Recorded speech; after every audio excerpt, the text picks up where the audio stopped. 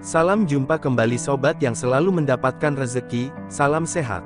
Ulasan kali ini membahas tentang cerita atau legenda Danau Toba yang ada di Sumatera Utara, yang dikutip dari berbagai sumber. Masyarakat setempat punya kisah tersendiri perihal asal-usul terbentuknya Danau Toba.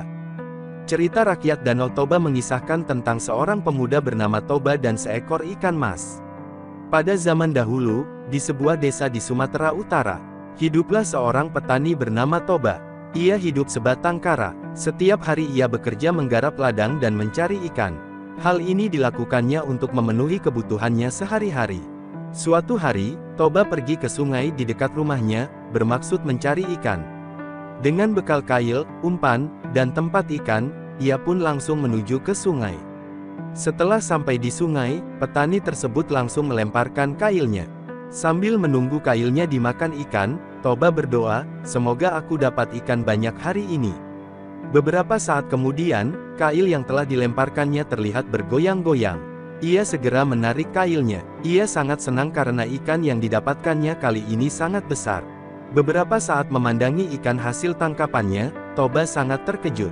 Ternyata ikan yang ditangkapnya itu bisa berbicara. "Tolong aku jangan dimakan, biarkan aku hidup," ucap ikan itu. Tanpa banyak tanya, ikan tangkapannya itu langsung dikembalikan ke dalam sungai. Selang beberapa menit, Toba terkejut karena tiba-tiba ikan tersebut berubah menjadi seorang wanita yang sangat cantik. "Jangan takut, aku tidak akan menyakiti kamu," kata si ikan. "Siapakah kamu ini? Bukankah kamu seekor ikan?" tanya Toba.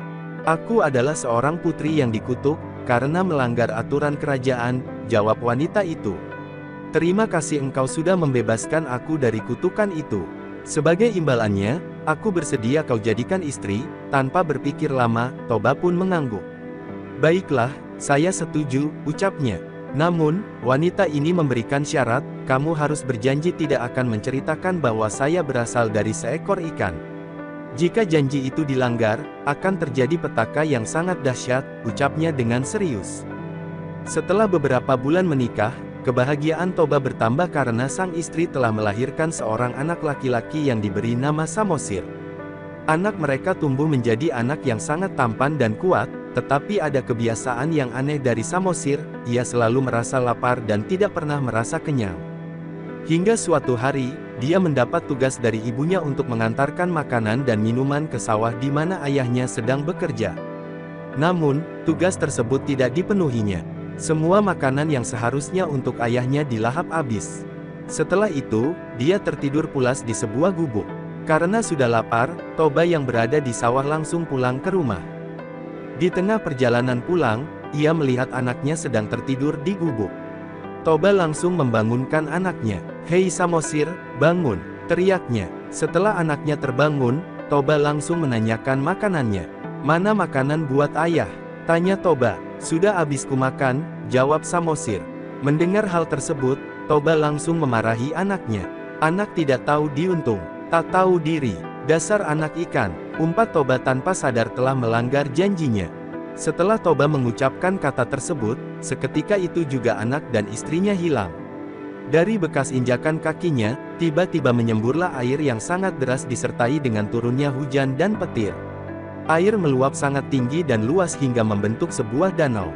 Danau itu akhirnya dikenal dengan nama Danau Toba. Sobat, pesan apa yang kita dapat dari cerita rakyat Danau Toba tersebut? 1. Tepatilah janji yang telah dibuat. Apabila berjanji maka wajib menepatinya supaya tidak ada orang yang tersakiti.